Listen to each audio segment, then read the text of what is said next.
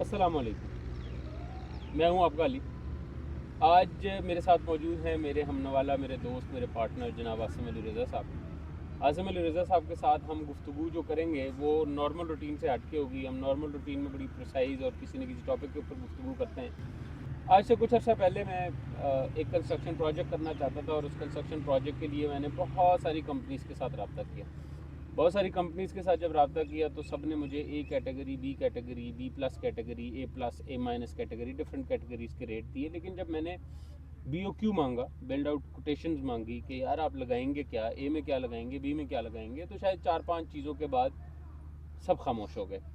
और कुछ लोग तो शायद अनॉय भी हो गए और उन्होंने कहा जी आप किसी और से काम करवा लें, नहीं तो आप खुद खड़े होकर काम करवा लें। तो वो जर्नी आपके साथ शेयर करना चाह रहे हैं। सबसे पहले तो सर खुशामदीद sir, thank you very much. पहला सवाल सर ये है कि मैंने जो A B category, C category जो मुझे कोट हुई और जो A B C कैटेगरी आपने बनाई, आपका उसके पीछे आपका ब्रेन चाइल्ड था, तो मुझे बताएं कि A B C कैटेगरी जो आपकी है वो क्या है, दोस्तों को बताएं। ठीक है, हमारी कंस्ट्रक्शन इंडस्ट्री के अंदर कैटेगरीज में काम होता है, क्वालिटी बेस्ड कैटेगरीज के अंदर काम होता है। और डेफिनेटली आपके डिज़ाइन की एक वैल्यू है, आपकी एग्जीक्यूशन की एक वैल्यू है, स्किल सेट की एक वैल्यू है, लेकिन ये पर्टिकुलर क्वेश्चन है क्वालिटी का, मटेरियल स्टैंडर्ड्स और एग्जीक्यूशन स्टैंडर्ड्स, इन दोनों के कॉम्बिनेशन पे हम एक कैटेगरी डिफाइन करते हैं। इसी के अंदर वेरिएंस के साथ कैटेगरीज तब्दील होती है। मार्केट प्रैक्टिस ये है कि वो 7-8 डिफरेंट चीज़ें हैं, सरिया, सीमेंट, रेत, ये चीज़ें आपको बताएंगे और उनकी कोशिश होती है कि आप ग्रे स्ट्रक्चर की हद तक डिस्कस करें। आप खुद सर्वे का हिस्सा है जिसमें हमने दसियों के हिसाब से कंपनीज के साथ कांटेक्ट किया इस काम को शुरू करने से पहले। तो हमें पता चला कि सब ये चाहते हैं कि हम ग्रे स्ट्रक्चर का रेट उनसे तय करें और बाकी और उसी की क्वालिटीज़ वो बताते हैं। हालांकि ग्रे स्ट्रक्चर का मतलब है बुनियाद आपके घर की, जिसकी कोई कैटेगरी नहीं होनी चाहिए, एक ही कैटेगरी यानी कोई लीड कैटेगरी में बनना चाहिए। उसके बाद आप अपनी ज़रूरत के मुताबिक चीज़ों को कर सकते हैं। तो हमने इंट्रोड्यूस क्या कराया कैटेगरीज के नाम पे, सबसे पहले ये कि जो फाउंडेशन है किसी भी घर की, चाहे वो उसकी बुनियाद है, चाहे वो उसका ग्रे स्ट्रक्चर है, उसको एक सर्टन स्टैंडर्ड से ऊपर रखा जाए ताकि किसी तरह के भी हालात हो तो वो घर अपनी लाइफ पूरी कर सके। वो जो लाइफ हम कमिट करते हैं दोस्तों के साथ, मार्केट के अंदर लाइफ कमिटमेंट कोई नहीं है, चीज़ की शक्ल के ऊपर आपसे बात की जाती है। तो हमने कोशिश ये की कि हम वो मटेरियल्स चॉइस करें, उन कंपनीज़ को अलाइन करें जो कंपनीज अपने मटेरियल्स की वारंटी को गारंटी ऑफर करते हैं और जो ट्राइड टेस्टेड है मार्केट के अंदर। और बजाय इसके कि हम डीलर्स और नेटवर्क के पास जाएं, हम डायरेक्ट कंपनीज के साथ एंगेज हुए और हमें बहुत सारा कुछ सीखने को मिला। जैसे कि हम समझते थे कि शायद छोटे घरों में या C क्लास कंस्ट्रक्शन के अंदर पेंट अच्छी कंपनी निपॉन, ICI का नहीं यूज़ हो सकता। हमें कंपनीज के साथ अलाइन होकर आज से साल पहले पता चला कि सारी कंपनीज हर क्लास का पेंट बनाते हैं और उसको उसी तरह वारंटी और सर्टिफाई करते हैं।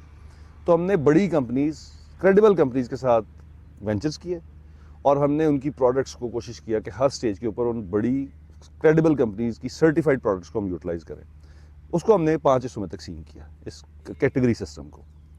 सबसे पहले हमने मार्केट के अंदर trendy, quality wise maximum life वाली और डिज़ाइन के एतबार से सबसे बेस्ट क्वालिटी को चुना और उसको हमने अपने A+ कैटेगरी में एम्बेड कर दिया, हाईली स्किल्ड अपने लेबर सेगमेंट के साथ।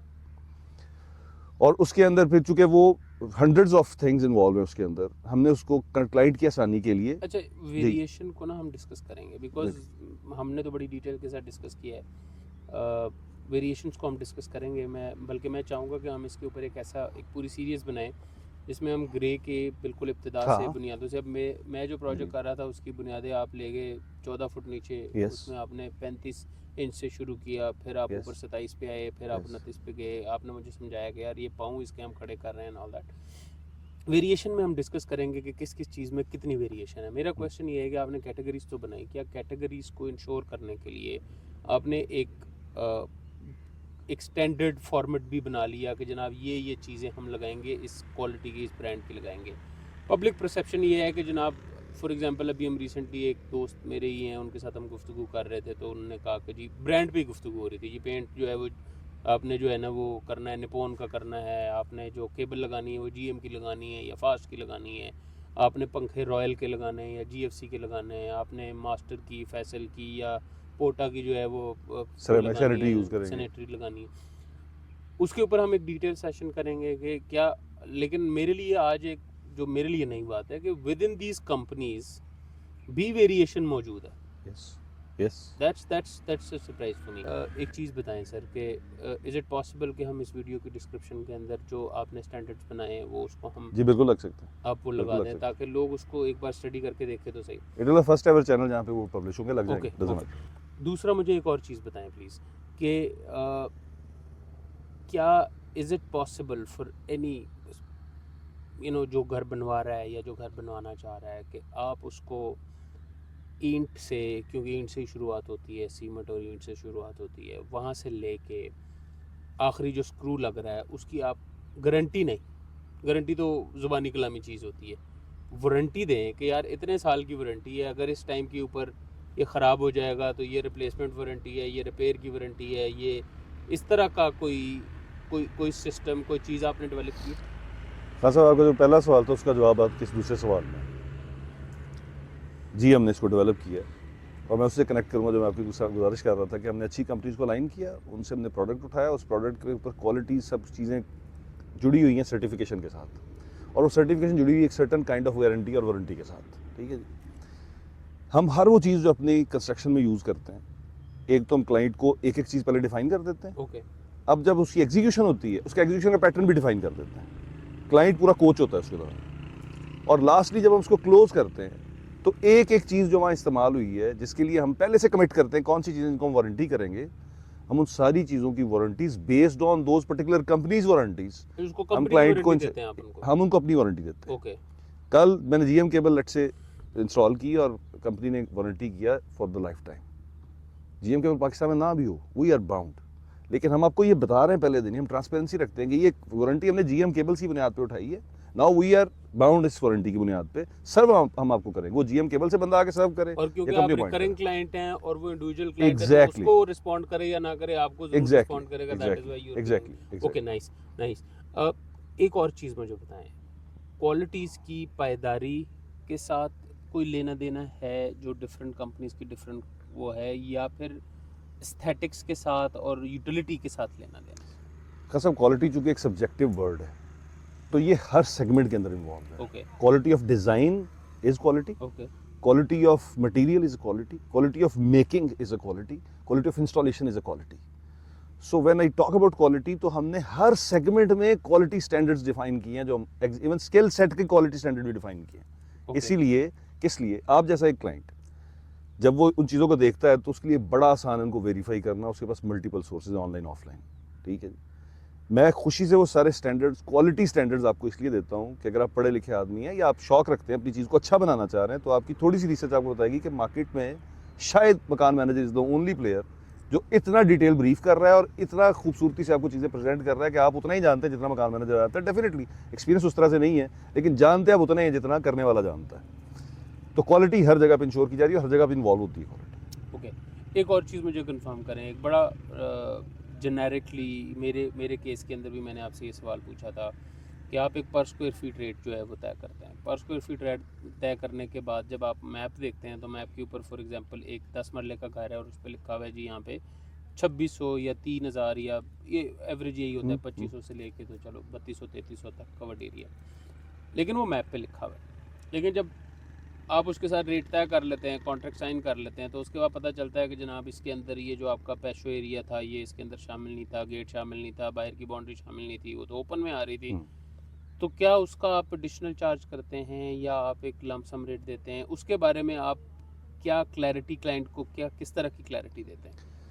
हाँ साहब, पिछली जितनी हमने गुफ्तगू की और ये वाला सवाल, इसको हम कनेक्ट कर लें, जितनी बात हम कर रहे हैं ये सारी की सारी बात एक प्रपोजल, एक डॉक्यूमेंट की फॉर्म में क्लाइंट के साथ पहले दिन, अभी क्लाइंट के साथ हमारा काम फाइनल नहीं हुआ, हम उसके साथ वेंचर में नहीं है, लेकिन उसको एक एक चीज़ पहले ऑन पेपर डिफाइन की जाती है और तरीक़ेकार सारी चीज़ों के, not even of execution but for the payments schedules, उसके अंदर जहाँ जहाँ पे इंटरवल्स आएंगे एक एक चीज़, ठीक है, वो एग्रीमेंट की फॉर्म में क्लाइंट के पास आता है और उस पर क्लाइंट अपना टेक देता है। किसी जगह पे क्लाइंट अपनी सर्टन किसी भी स्पेसिफिक रीज़न की बुनियाद पे समझता है कि वो उस पर अप्लाई नहीं होता या उस तरह से अप्लाई नहीं होता, तो ये सब निगोशिएट होता है पहले और ये पेपर का हिस्सा बनता है। अच्छा, आपने मेरे साथ एक शेयर भी किया है तो मैं चाहूँगा कि हम जब ये वीडियो चल रही हो तो उसमें हम लगा देंगे कि क्लाइंट अपना फीडबैक कैसे शेयर करता है एग्जैक्टली, और हम उसको किस तरीके से बता देते हैं। ठीक है, that's actually for my self it's very productive and I am sure कि जो दोस्त हैं उनके लिए प्रोडक्टिव होगा। One last question you can call it, वो दोस्त, बिकॉज राइट नाउ मार्केट के अंदर दो स्टैंडर्ड चल रहे हैं, एक आप किसी से घर बनवा रहे हैं, एक आप खुद बनवा रहे हैं, और हमेशा से फ़ौक़ियत उसको होती है जो आप खुद बनवा रहे होते हैं, ठीक है। अक्सर कोई घर ख़रीदने के लिए जाते हैं ना, तो वो, क्योंकि हमने रियल एस्टेट में ज़्यादा काम किया हुआ है, तो वो घर ख़रीदने जाते हैं, जी मैंने खुद बिल्ड किया है, जी ऑनर ने खुद बनाया है, जी इसमें तो 9 इंची की दीवारें हैं, इसमें 1 नंबर ये यूज़ हुआ है, 1 नंबर ये, तो ये एक सर्टिफिकेशन समझी जाती है। My question is for those who are जो भी घर बनाना चाह रहे हैं, और उनके वो सारे जो खौफ है और वो सारी जो इनसिक्योरिटीज़ हैं कि जनाब मैं किसी और से बनवाऊँगा तो वो तो तबाही फेर देगा,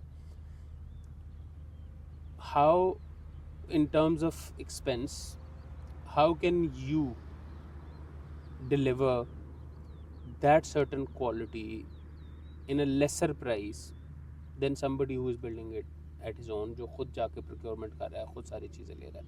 How? सबसे पहले खान साहब, ये प्राइस जो होती है रेलेवेंट होती है। Okay. Cost, Okay. मैं अगर एक घर के लिए खुद प्रोक्योरमेंट कर रहा हूँ, खुद उसके ऊपर खड़े होकर बना रहा हूँ, तो एक कॉमन गलती हम करते हैं, मैं अपनी कॉस्ट ऐड नहीं करता उसके अंदर, अपने वक्त की कॉस्ट, अपनी वैल्यू जो मैं ऐड कर रहा हूँ।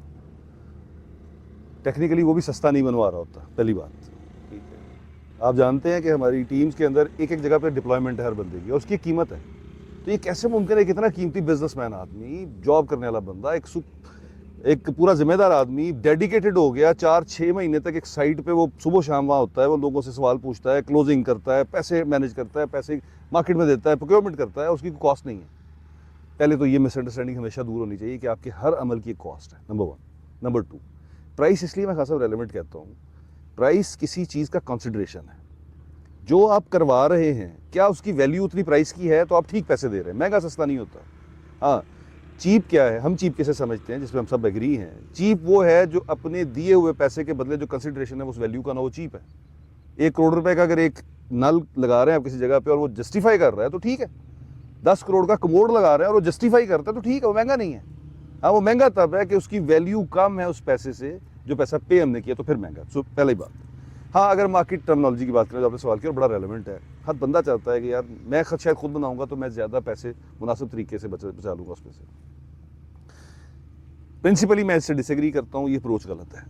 आपने पैसे नहीं बचाने, अपने पैसे का ठीक नेमल बदल लेना है। अपने बजट डिफाइन करें जैसे हम करते हैं क्लाइंट्स के साथ, उसके अंदर हम उसे बेस्ट सोल्यूशन प्रोवाइड करते हैं, नंबर 1। नंबर 2, हाँ सब कपड़ा हम पहनते हैं, हम गाड़ी चलाते हैं, हम जूते पहनते हैं, ये चीज़ें हम क्यों नहीं सर पे खड़े होकर बनवाते हैं और हम इनका रोज इस्तेमाल करते हैं कि यार ये ब्रांड का लूंगा तो ठीक होगा।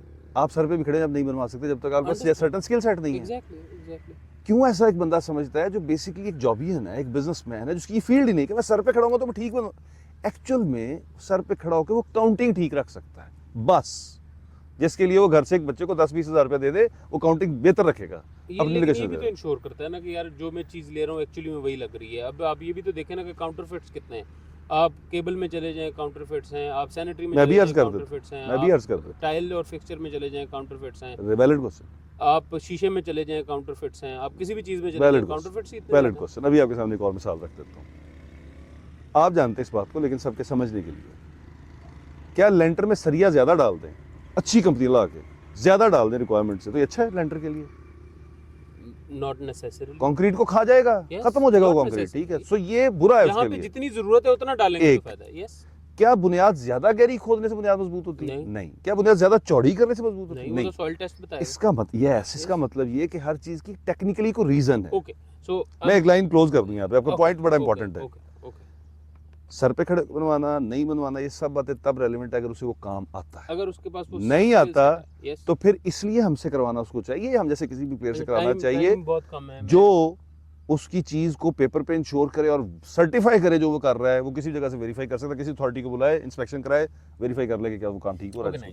मैं टाइम हमारे पास बहुत ज़्यादा है नहीं, हमने ऑलरेडी काफ़ी लंबा कर लिया है। मैं ये चाहता हूँ, मेरी ये ख्वाहिश है कि क्योंकि ये चैनल अवेयरनेस के लिए, डजंट मैटर कि मेरा फेस आता है आपका face, agreed, very important that हम अवेयर करें। मैं चाहता हूँ कि हम अगले जो सेशंस रखें वो हम उन चीज़ों के ऊपर रखें। नंबर 1 हम वेरिएशन के ऊपर रखें कि मटेरियल में वेरिएशन क्यों होता है। नंबर 2 जो आप लोगों को स्टैंडर्ड्स देते हैं उन स्टैंडर्ड्स को हम स्क्रीन पे चला के लोगों के साथ बताएं कि जी वाई इज दिस इम्पोर्टेंट। जो चीज़ हम उस बंदे को जो हमारे पास एज अ क्लाइंट बन के आता है वो हम आम लोगों को क्यों नहीं समझा सकते। कोई बंदा कराची में बैठा हुआ है, कोई बंदा जो है वो पाकिस्तान से बाहर बैठा हुआ है जैसे और किसी ऐसी जगह पे बैठा हुआ है जहाँ पे शायद इस मोमेंट पे हम कवरेज नहीं दे रहे हैं, उस एरिया में जो लोग हैं उनको क्यों ना हम अवेयरनेस दें। बिल्कुल ठीक। लेट्स डिस्कस दो standard in the coming videos. I hope आपकी ये आज की जो वीडियो है ये पसंद आई होगी। थोड़ी सी बिखरी हुई, थोड़ी सी अनऑर्गेनाइज थी, लेकिन I am sure you will get something out of it, you will learn something new. Thank you so much Asim साहब, थैंक यू सो मच। इंशाल्लाह आपसे मुलाकात होती रहेगी इस चैनल के ऊपर इस सिलसिले में भी और इन सिलसिले से हट के भी जिस पे हम गुफ्तगू करते हैं उन सिलसिलों में भी। अल्लाह हाफिज़। अल्लाह हाफ़िज़।